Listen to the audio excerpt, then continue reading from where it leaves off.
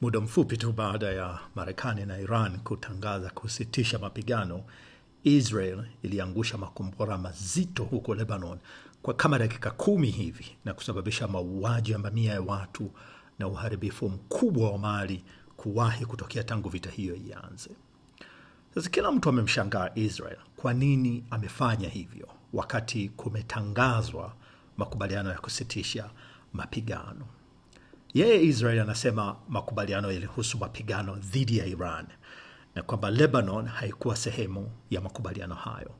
Lakini wapatanishi Pakistan na Iran wamesema makubaliano yalikuwa wazi kabisa kwamba Lebanon nayo isipigwe. Sasa utagundua kwamba Israel ilifanya makusudi tu kwa sababu Israel haijali. Nimeona jarida la The Economist likijaribu kuchambua kwa nini Israel imekiuka makubaliano ya kusitisha mapigano. Wanasema baadhi ya sababu ni kwamba Netanyahu hajapenda kuona kwamba Israel haipo kwenye meza ya mazungumzo. Ni kama Marekani na Irani tu na wapatanishi wao ndio wanazungumza.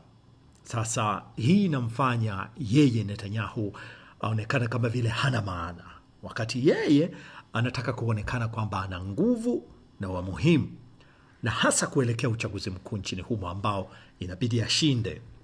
Sasa tangu mwanzo wa vita hii, wananchi wengi Israel wamekuwa wakiipinga hii vita, na hata kuna vyama vingi tu vya upinzani nchini humo vimesema kwamba Netanyahu ameshindwa hii vita.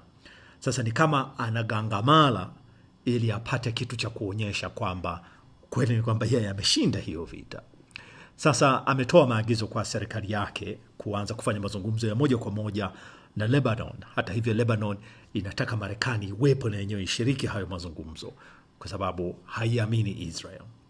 Kiukweli ukiangalia Israel ni kama vile imekuwa ikifanya mambo kama toto tundu vile. Maana yake linataka kupata kila kitu kinachokitaka kwa namna na gharama yoyote ile.